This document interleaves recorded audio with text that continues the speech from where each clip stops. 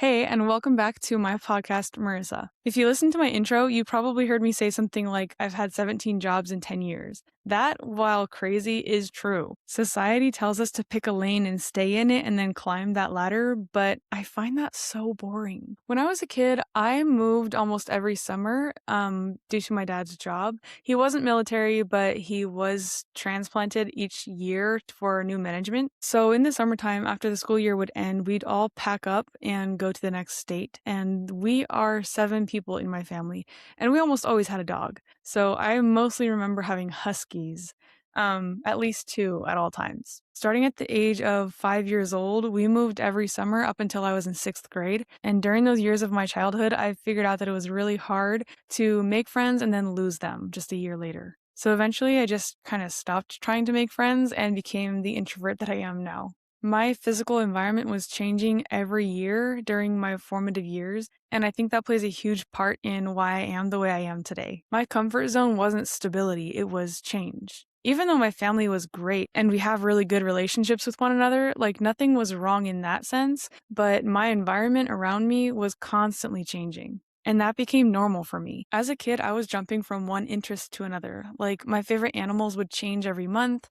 My favorite color too. I would constantly be rearranging my bedroom just so that it would look different every now and then. I still do that to this day. And my favorite color still changes. Like every time somebody asks me, it's a different answer. I wasn't casually trying things. I was hyper focusing on something and then looking for the next mountain to climb. In high school every year, we had to write these what I want to be when I grow up papers. We had to do extensive research on the topic and what it takes to become that kind of professional. And I had vastly different ideas for my future every single year. Freshman year, I wanted to be a nutritional nurse.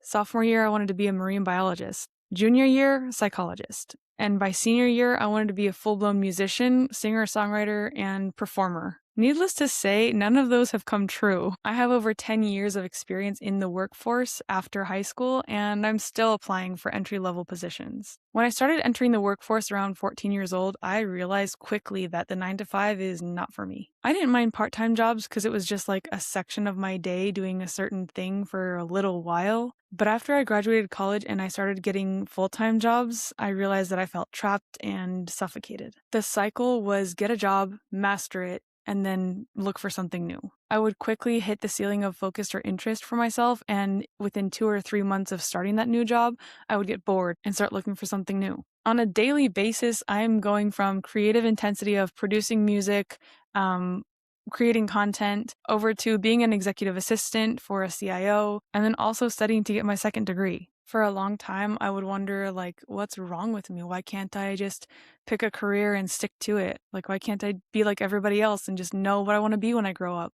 Like, I have felt like I'm growing up and I'm still at ground zero. But over time and with a lot of journaling and self-reflection, I've learned that I didn't fail at 17 jobs. I've successfully acquired the skill set of 17 different positions. I realized I'm not unfocused. I just need variety to feel alive. And let me think of the 17 jobs that I've had. A lot of these jobs that go into the number 17 that I told you is a lot of seasonal work, part-time retail, like Kohl's and restaurant gigs. I worked at Friendly's, which is an ice cream dinner restaurant in Pennsylvania. Um, I worked at AC Moore, the arts and supply store that has now been purchased by Michaels, I believe. I did something for a tax office in Macungie, Pennsylvania once. And then moving over to college, I did seasonal work for a Christmas card slash greeting card producer that like they would make the cards as ordered. And then I would be in charge of like quality control, making sure there was no blemishes or errors on the order and then getting them ready for a shipment. And then later on moving into adulthood, I started getting into like banking and I was a teller for a few years. And then I became like an agent that would help people with their finances and getting loans. And now I'm an assistant. But at a certain point, I realized that I am growing up and I need to lock down something secure and stable because I am not going to be able to just have part-time jobs forever. So I started looking for jobs that didn't require much schooling, but that paid well. And the number one thing that I found was police dispatch. So a dispatcher is somebody that answers the phone when you call 911, and then they dispatch to the team that is needed, like an ambulance, the police, fire station or utilities for like down power lines kind of thing. I tried for 3 years to get a job as a dispatcher. I applied to over 35 different departments in my area or within driving distance. No one wanted me, and to be honest, I really did not want to do that job. I interviewed for several of these departments, and I got to do what they call a sit along or a ride along. So I would get to sit next to the dispatcher for a few hours during their shift and see what it really is like.